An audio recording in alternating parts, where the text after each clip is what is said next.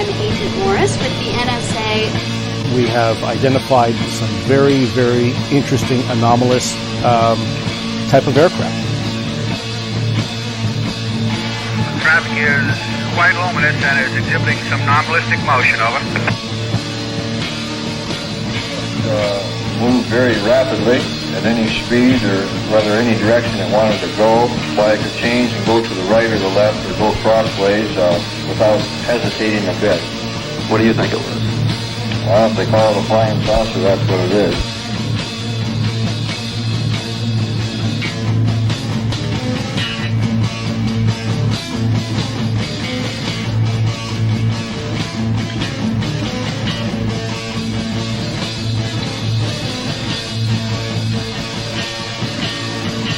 TWA 517, do you want to report a UFO? Over.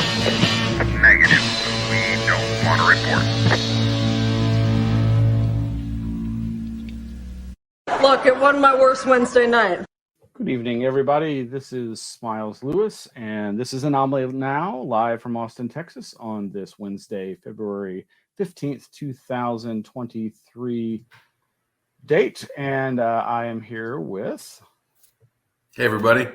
Mark. How you doing, Glad man? to be here. Good, Smiles. How are you, man? Well, I'm going to rant for a little bit. Please do. It's been a long couple of weeks here in Austin. I don't know if anybody's tracking, but there's a lot to rant and rave about. So last week I ranted a little bit about, how we missed a show because of the Arctic blast and how that took us off the airwaves, so to speak. Took the power out of our sails. But this week, today was one of those days. It's quintessentially Austin experience of just how difficult it can be to just try to get home from work some days, where you look at the traffic map and you're like, well, I'm going to go a different way because the normal way is terrible. It looks like it's heavy traffic. And then it literally becomes a situation where no matter which way you try to go, you're thwarted by yet more bad traffic and construction. And I swear it was madness. We had to change directions 3 or 4 times. People getting very aggravated and thus making dangerous decisions. And also the whole time, by the end of the trip, I thought I was constantly hearing emergency vehicle sirens because, in fact, there were we saw multiple emergency vehicles, fire trucks, mostly ambulances, some fire department, trying to get by through this traffic. You feel for those folks trying to get through to help people. And then I also almost saw 2 pedestrians nearly struck by one of these ambulances. So, but hey, now I'm home and can enjoy tasty beverages and a cool glass of water. Well, what a weird week. Last week, I went on and on about all the history in the UFO field regarding balloons because, well, there was this Chinese spy balloon, alleged Chinese surveillance balloon that ultimately was shot down off the East Coast. And, I went into a long discussion about all the different things in ufological history related to balloons, just to give people a taste of things that they may or may not have known already. Boy, did I not have my money on, we're going to suddenly reverse course and start shooting everything out of the sky. And I've joked with several people that this weekend, Sunday, my Super Bowl Sunday was watching live footage of people trying to track what the hell was going on with regard to these shoot downs, because it really seemed crazy. 3 objects in 3 days after this Chinese surveillance balloon. And, there's so much speculation, so much uncertainty. And are these really, unidentified? I mean, they are obviously unidentified, at least to the best of our knowledge, but are they really part of the UFO phenomenon? And I think you and I are probably in agreement, and we'll get to this a little bit more, but I had just recently, we finally got that long overdue UAP report. And sure enough, the ODNI preliminary assessment on UAP discussed 144 UAP reports and had information cutoff date of blah, blah, blah. They went ahead and added more reports. And then when they broke them down, sure enough, as you can see highlighted here, 163 categorized as balloon or balloon-like entities. So with that as kind of the background setting for this recent spat, it doesn't really surprise us, or it shouldn't, that this weird craziness would ensue. But there's been with each sighting and each shoot down, it just escalated in terms of like, what WTF, man, what is going on? This is just so bizarre. And we're, each trying to get, information and see if there's any official reports on this or that sighting and takedown. And then it just started snowballing. And then literally I was seeing people online like, oh, which one are you, people are talking about the latest shoot down. And they're like, the other people trying to catch up are referencing the previous shoot down. So, what we seem to have here is a case of an itchy trigger finger. Maybe there's some, political impetus here, obviously, because there was so much criticism of the Biden administration for not having done more quickly. I think I mentioned last week that there's been all this political football back and forth about, oh, well, wait a minute, there were these were, flying over during the previous administration and they didn't shoot any of those down, let alone tell anybody about it. But, part of the main point of last week's show was civilian witnesses were actually very important in the, maybe not the discovery of it, but the public revelation and the reporting on it that led to the official acknowledgement and finally doing something about it. There's so many things to unpack here, but as I've said, I do feel like this is kind of a distraction from what the Anomaly Archives is about, is preserving and educating the public about anomalous phenomena, a wide range of anomalous phenomena, things that science has difficulty with accepting or even investigating without succumbing to laughter, curtain, ridicule factor kind of approach. But and certainly this has really generated an amazing amount of media attention and more use of the word UFO, an unidentified object, and unidentified flying objects by the mainstream media than has happened in a long time, especially in the face of the rebranding of these things as UAP. So in that sense, I'm very happy that, again, it's reigniting the dialogue, the public discourse.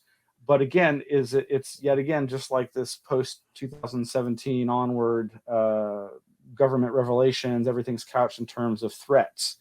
And certainly, obviously, any sovereign country wants to ensure the safety of its citizens and the security of its aerospace. So in some ways, I'm not surprised by this.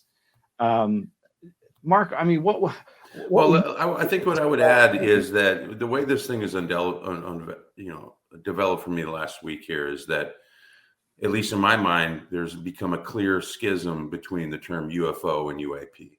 At this point, the military, the media, and all the talking heads are starting to associate, technologies, drones, and all those sort of things more in that UAP camp. And like you're saying, in the preservation of the intent of the archives, these do not align, frankly, very well, if not at all, with the traditional UFO sort of umbrella and all the phenomena that we used to traditionally think about under that.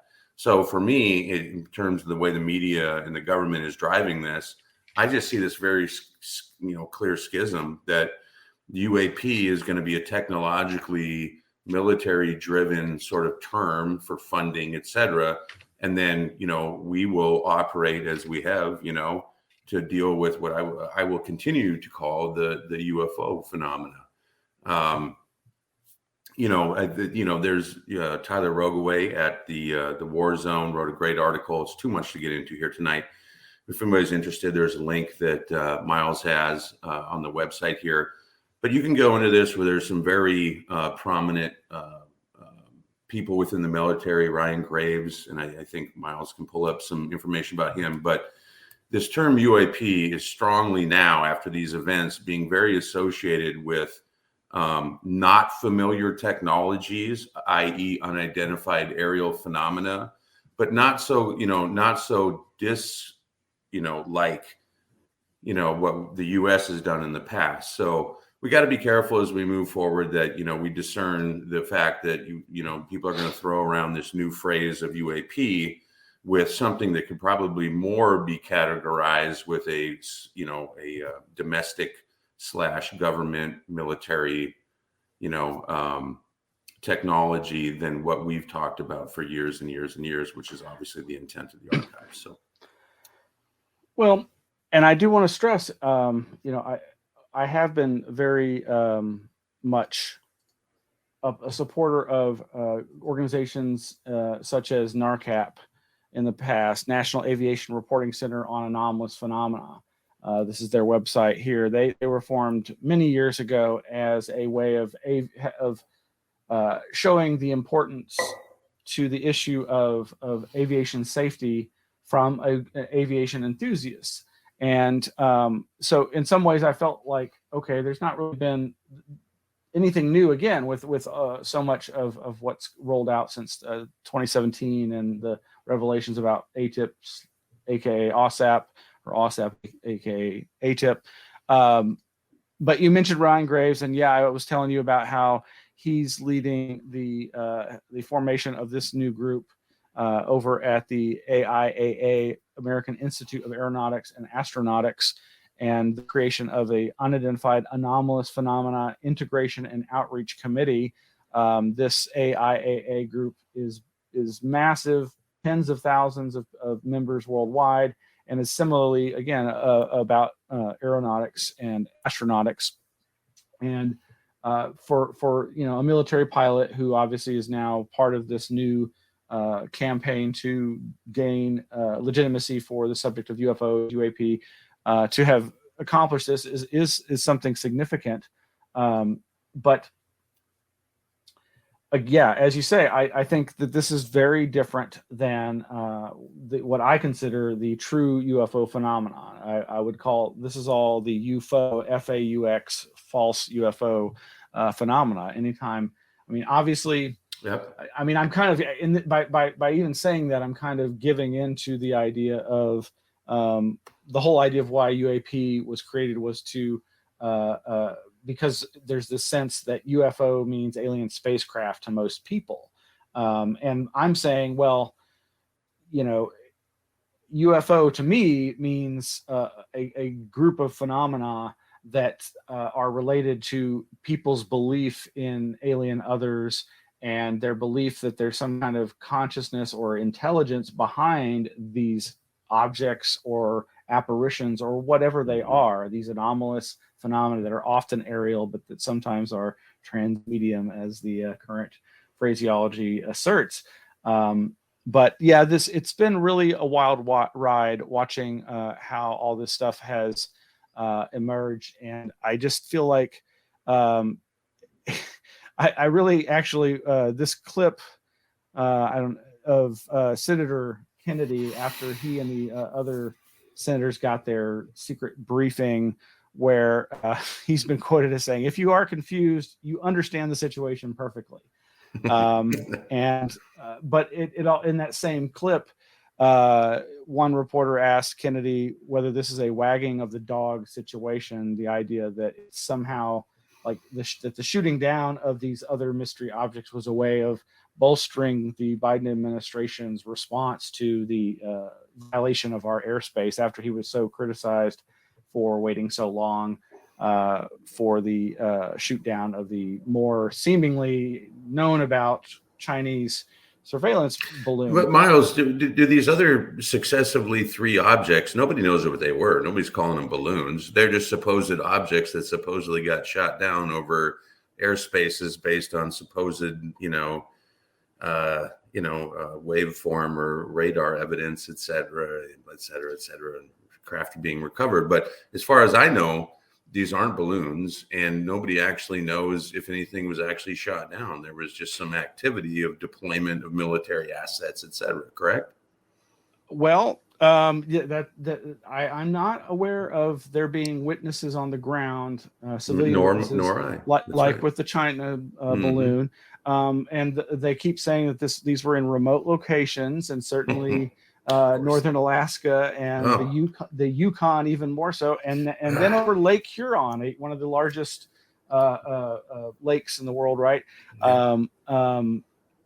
But again, it's on all levels. It's an amazing situation, unprecedented seemingly, with the coordination of the Canadian government allowing it. The Yukon, of course, not being any stranger to famous UFO cases.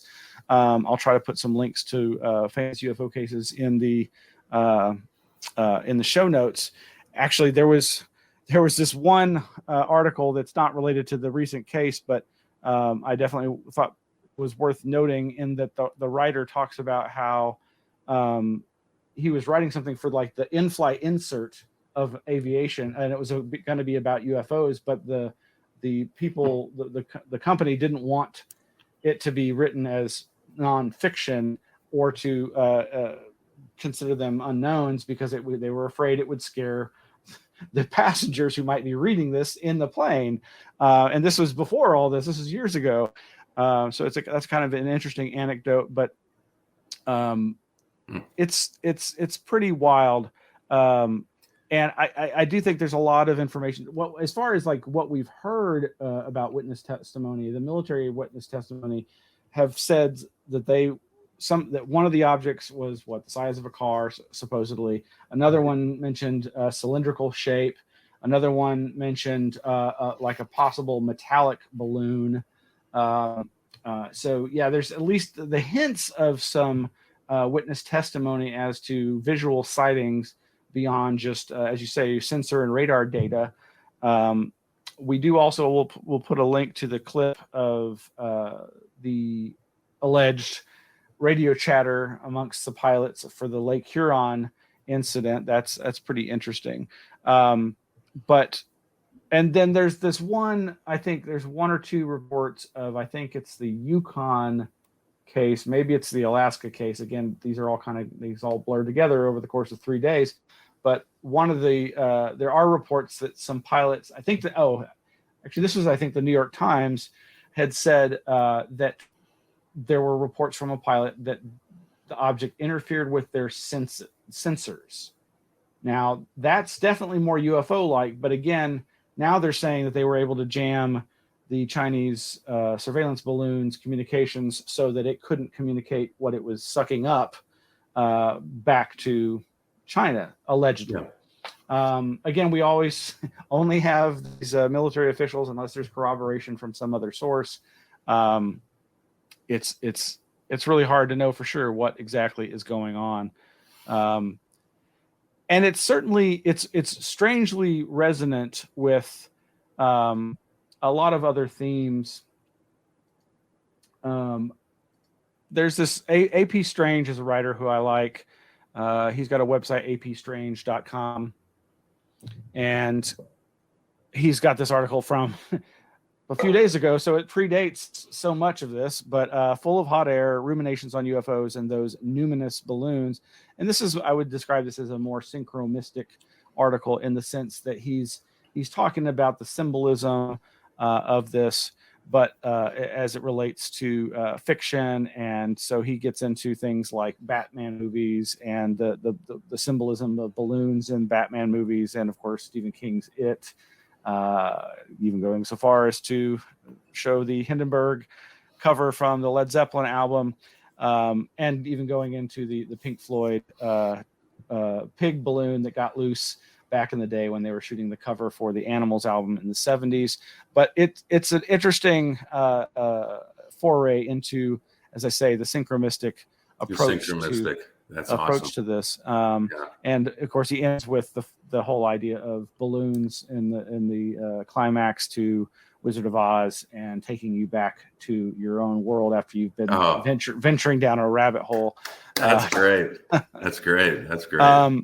And of course, several other people have been pointing out, and so CNN has this: after a train derailment, Ohio residents are living the plot of a movie they helped make. And in this article, the writer interviews some folks, this family who were extras in this Netflix movie that you can see streaming right now called White Noise, that deals with a truck hitting a train and causing a train derailment of extremely hazardous chemicals that then create a what do they call it? There's a phrase that they use in the movie to describe something like an anomalous airborne event, which in and of itself is kind of reminiscent of all these things we're talking about. But this is a terrible tragedy, and it's honestly, I think it's terrible that this isn't getting more traction in the media, given its potential significance to life in this area of Ohio. But it reminded me and other people of another film that has some strange ideas about UFOs,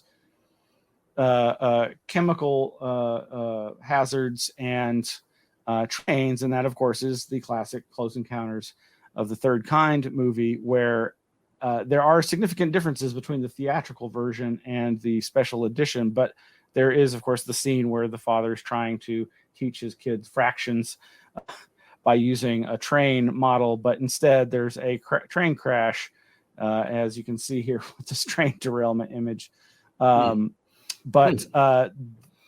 there's more to that in the edited version. But as I was reminded when I went looking for information on that movie, I was remembering that from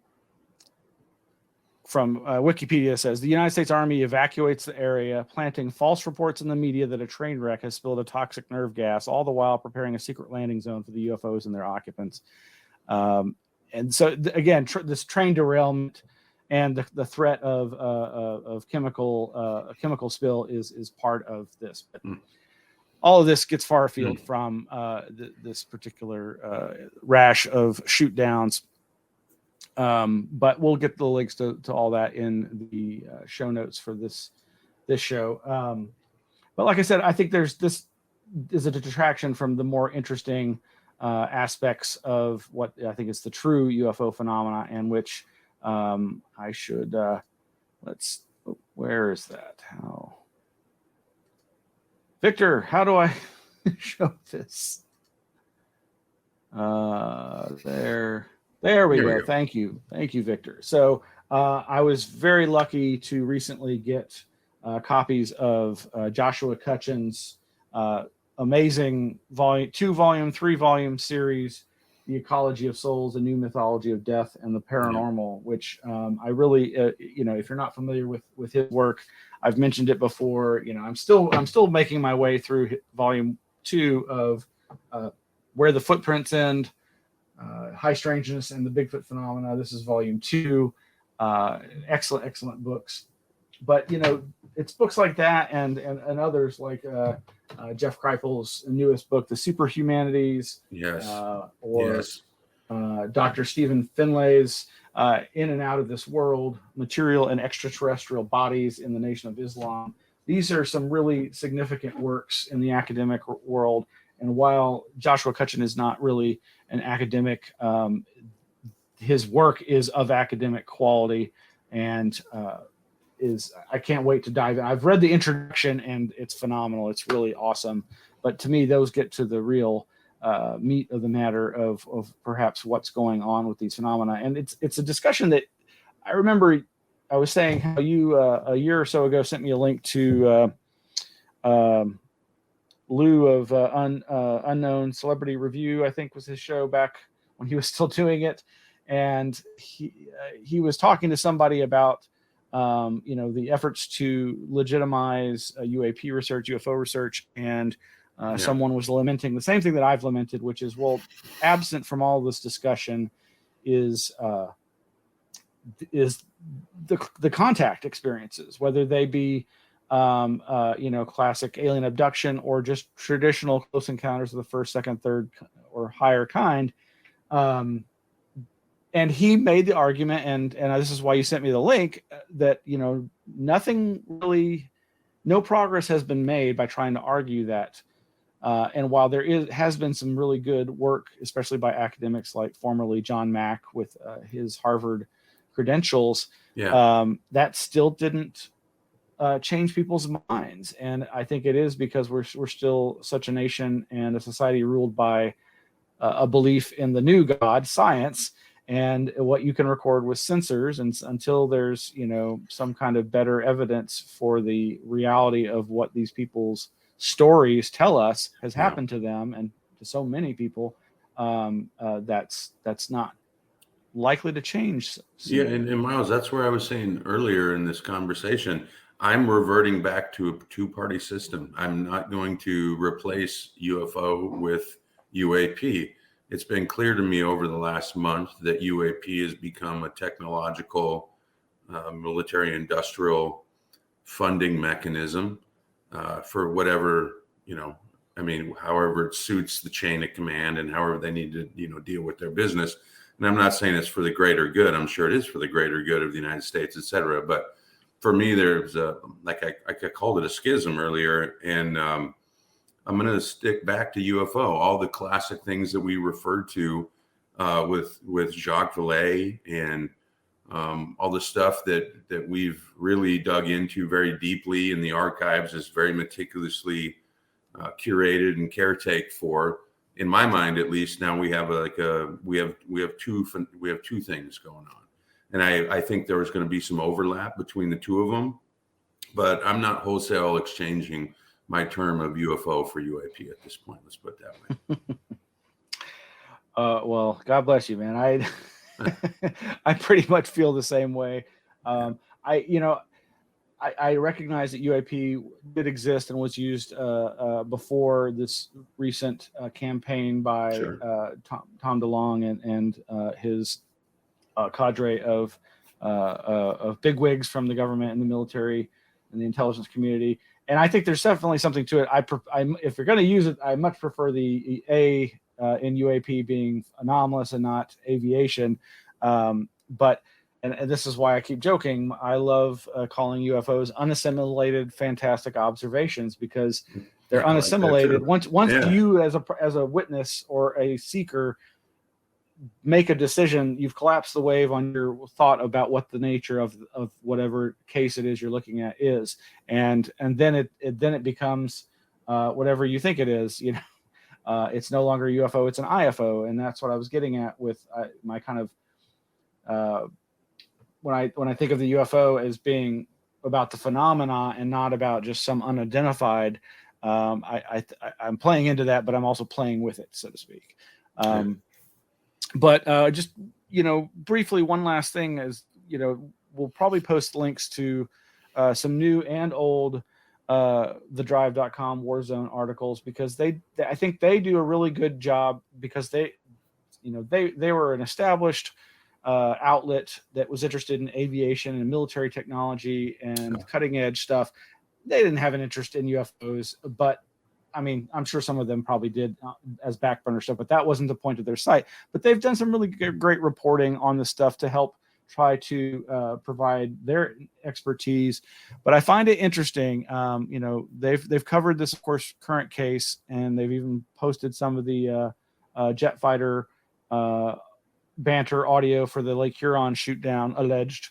But they also, from back in April of 2021, did an article with the provocative title that I think is appropriate here: "Adversary drones are spying on the U.S. and the Pentagon acts like they're UFOs." Yep, that's exactly and right. I think it may be in that link where they show some different types of drones, because there's just so many, and one of them happens to be cylindrical, which makes me think of one of the latest sightings. And as a little birdie told me, you might remember someone here saying this, Mark, that how do we know these aren't our drones that they're shooting down?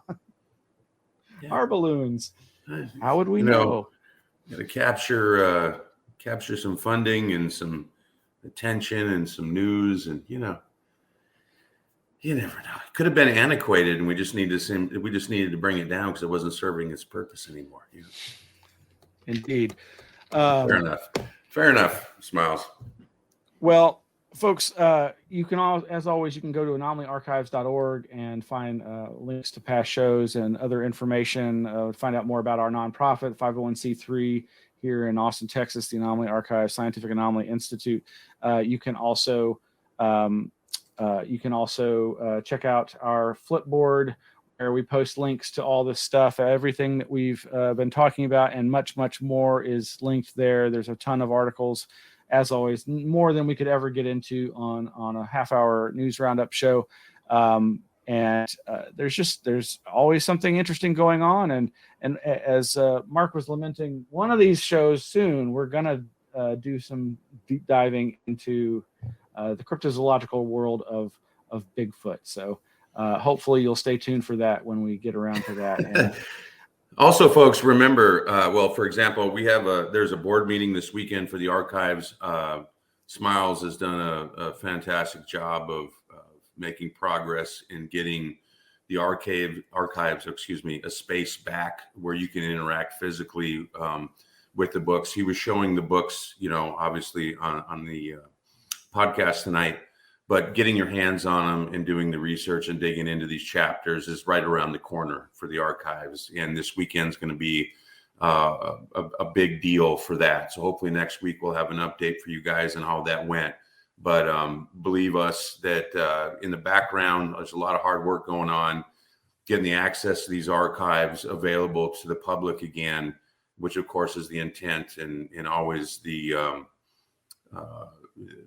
dream and the directive that Smiles has had through all these years. So collectively, we're making a lot of strides moving in that direction now that we've kind of turned the corner after COVID and the latest ice storm.